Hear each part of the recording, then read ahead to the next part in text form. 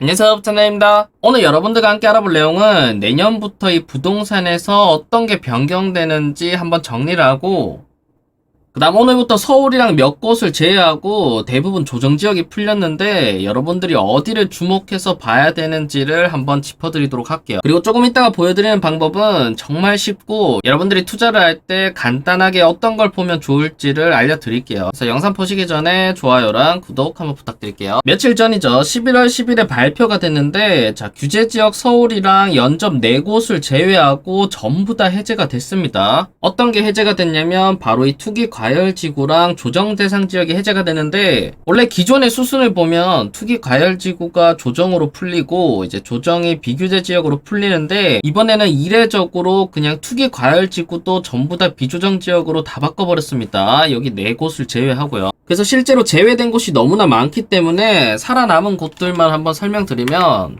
가장 먼저 서울이랑 과천, 그 다음 성남이랑 하남, 그 다음 광명이 살아남았습니다. 그래서 여기 지역을 제외하고는 이제부터 전부 다 비규제 지역으로 바뀌었다라고 알고 계시면 될 것 같아요. 자, 이렇게 비규제 지역으로 바뀌면 이점이 상당히 많은데 요거는 뒤에서 제가 어떤 영상을 봐야 되는지도 알려드릴게요. 실제로 왜 이렇게 많은 지역을 풀었는지 이유를 아셔야겠죠. 가장 첫 번째로는 역대 최저 거래량이라고 합니다. 즉 심리가 위축되면서 역대 최저 수준으로 거래량이 이루어지고 있는데, 이렇게 거래량이 줄면 정부 입장에서는 어떤 게 손해냐면 바로 이 취득세랑 양도세 세금이 거치지가 않는 거죠. 즉 한마디로 세수가 모자라기 때문에 이 세수를 늘리기 위해서 전부 다 풀어버렸습니다. 두 번째로는 바로 이 미분양 증가입니다. 이 미분양이 증가하는 게 왜 중요하냐면, 결론만 말씀드리면 미분양이 증가하게 되면 바로 이 건설사들이 파산을 하게 됩니다. 건설사가 파산하는 게 뭐가 대수냐라고 할 수도 있지만, 건설사가 파산을 하게 되면 여기 건설사 한 곳만 죽는 게 아닙니다. 건설 사업에 종사하시는 분들은 아시겠지만 이 건설을 하기 위해서는 정말 많은 협력업체들이 껴있고, 이 협력업체들도 정말 많은 벤더들을 가지고 있습니다. 즉 여기가 도산을 하게 되면 전부 다 줄도산이 이루어지는 거죠. 그래서 이거는 과거 사례도 상당히 많기 때문에 이런 거를 방지하기 위해서 이 미분양은 철저하게 관리를 해야 됩니다. 그래서 결론적으로 가장 큰 이 세수가 줄어드는 것과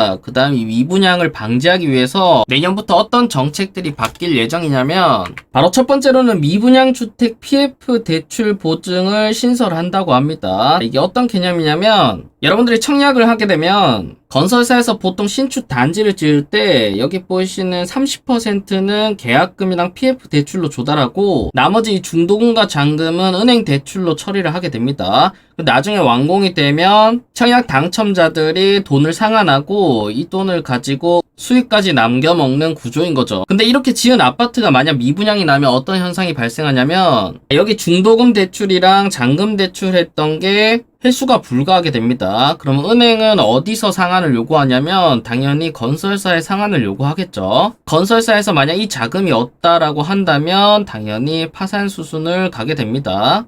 그렇기 때문에 지금 여기까지 가는 거를 방지하기 위해서 새로운 PF 대출 보증 상품을 만들어서 이까지 가는 거를 끊겠다는 거죠. 근데 조건이 하나 붙습니다. 분양가 할인 등 미분양 해소를 위해서 건설 사업자의 적극적인 노력을 전제 조건으로 한다고 합니다.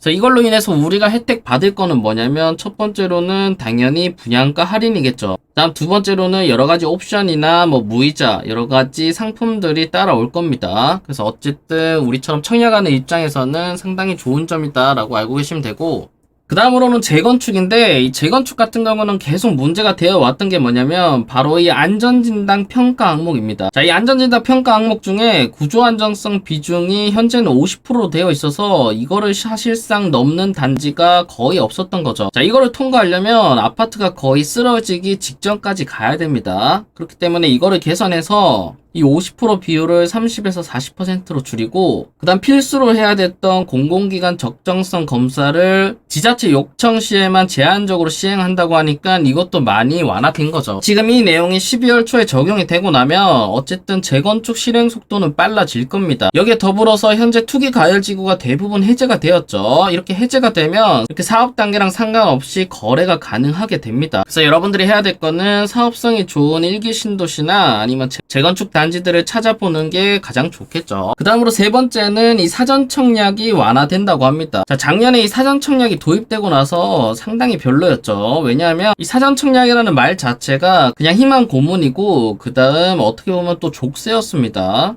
그런데 이러한 사전 청약이 이제 공공택지는 사전 청약 의무가 폐지되고 기매각택지 같은 경우는 뭐 6개월에서 2년까지 의무가 완화된다고 하네요. 그래서 결론적으로 새로 나올 곳들은 이 사전 청약이 폐지가 되니까 앞으로는 희망 고문도 없고 족쇄도 없어지는 겁니다. 그 다음 네 번째는 등록 임대사업제 정상화입니다. 지금 현재 같은 경우는 혜택도 거의 다 줄어들었고 그 다음 가장 중요한 아파트 같은 경우는 등록 임대가 안 됩니다. 그렇기 때문에 사실상 이 등록 임대 사업제가 거의 없어졌다라고 봐도 되겠죠. 근데 이걸 어떻게 개선시키냐면 자, 과거 지원 제도로 운영 시 어떤 효과가 있는지를 한번 시뮬레이션 돌린다고 하네요. 그래서 만약 12월에 이 아파트도 임대 사업제가 부활을 하게 되면 취득세법 때문에 투자하지 못하는 다주택자분들이 꽤 있으시죠. 왜냐면 지금 조정지역이 풀렸다라고 하더라도 3주택부터는 8%로 중과가 되기 때문에 투자를 못했다라고 한다면 이 임대사업자 제도가 부활하게 되면 자금을 많이 가지고 계신 다주택자 분들이 투자를 할 수 있는 길이 열리게 되는 겁니다. 그 다음 또 바뀌는 거는 대출인데 이 대출 LTV 완화가 대폭 완화됩니다. 투기과열지구 조정지역 전부 다 뭐 40%, 20%,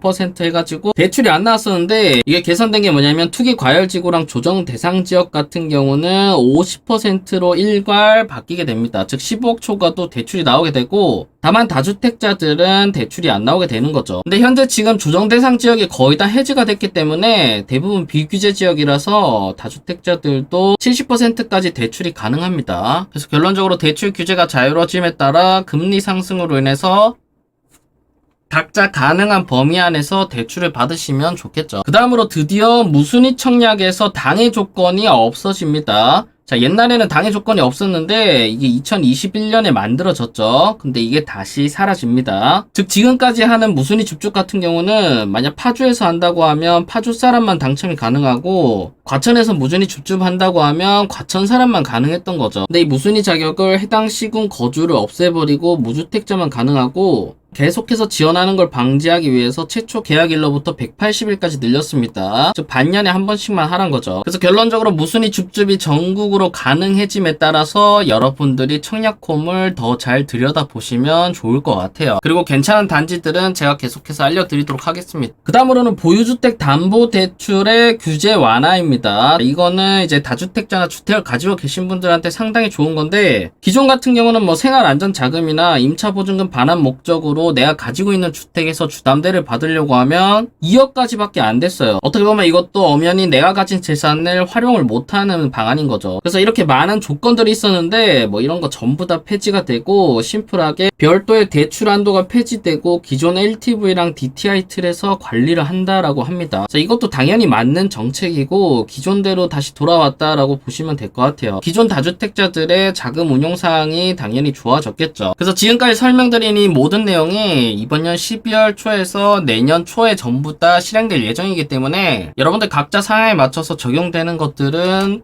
실행을 해보시기를 바랄게요. 그 다음 최근에 조정 대상 지역이 정말 많이 해제가 되는데 이 조정 대상 지역이 해제가 되면 좋은 점들은 제가 여기 영상에 전부 다 정리를 해놨기 때문에 여기 영상을 한번 참고해보시면 되고 자, 그러면 조정 대상 지역이 해제됨에 따라 우리가 어디를 눈여겨봐야 될지를 보면 좋잖아요. 그래서 여러분들이 심플하게 어디를 봐야 좋을지 내가 부동산을 하나도 모르더라도 어떤 지표를 봐야 되는지를 한번 보여드릴게요. 자, 가장 먼저 여러분들이 호갱노노 사이트를 들어와서 어떤 걸 클릭해보면 되냐면 바로 이 규제라는 버튼을 클릭하세요. 그래서 규제라는 버튼을 클릭하면 그럼 오늘 기준으로 현재 규제가 되어 있는 지역들이 나옵니다. 즉 지금 여기 빨간색으로 표시된 지역을 제외하고는 전부 다 비규제 지역인 거죠. 한마디로 기존에는 지금 여기가 전부 다 조정지역이었습니다. 근데 이게 전부 다 해제가 된 거죠.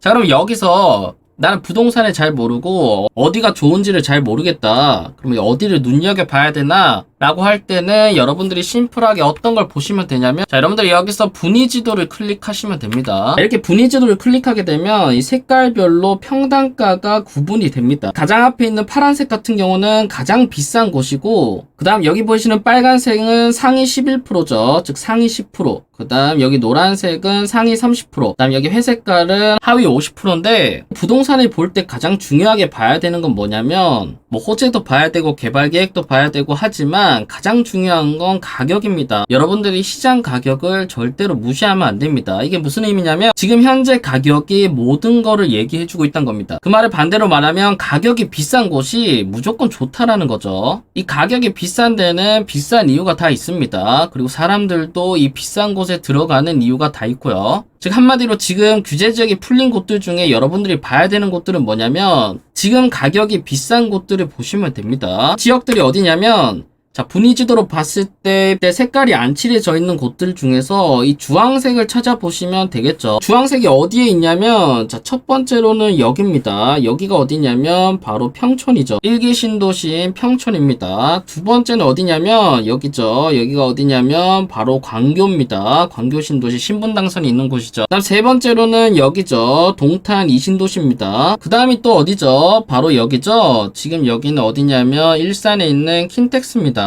킨텍스 근처에 어떤 게 들어오냐면 바로 GTX-A가 들어오는 거죠. 즉 여러분들이 눈여겨봐야 될 곳은 제가 지금 짚어드린 이곳들이라고 보시면 될 것 같아요. 그리고 이곳들의 특징을 한번 살펴보시면 자, 킨텍스랑 동탄2 같은 경우는 어떤 게 연관되어 있죠. 자, GTX-A 역이 연관되어 있습니다. 즉 GTX-A 같은 경우는 거의 완공 시점이 다다랐기 때문에 가격 상승력이 상당히 높다는 거죠. 그 다음 광교는 어떤 게 있냐면 바로 신분당선 있죠. 우리나라에서 가장 좋다는 신분당선이 연결되어 있는 신도시고 그 다음으로는 평촌입니다. 평촌 같은 경우는 학군도 유명하고 그 다음 1기 신도시 중에서 서울이랑 가깝고 그 다음 GTX 신호선도 연결되는 곳인 거죠. 그래서 여러분들이 최우선적으로 지금 이런 곳들의 가격들이 많이 떨어지면 여러분들이 잘 지켜보시면 되고 자 그러면 여기 지역 말고 여러분들이 또 봐야 될 곳은 뭐냐면 당연히 여기 노란색이 많은 곳들이겠죠. 노란색이 많은 곳들을 한번 보시면 지금 여기는 아까 봤으니까 제외를 하고 가장 먼저 이쪽 송도죠. 자, 송도도 여러분들이 유념있게 봐야 되고 그 다음 이쪽 용인입니다. 용인 수지 쪽 이쪽에 또 전부 다 노란색으로 모여있기 때문에 같이 보시면 좋을 것 같고 여기는 똑같이 평촌이죠. 그 다음으로는 이쪽에 보이시는 중동 여기도 지금 1기 신도시죠. 중동 상동이 모여있는 이곳을 보시면 되고 그 다음으로는 수원이랑 이쪽 그 다음 안산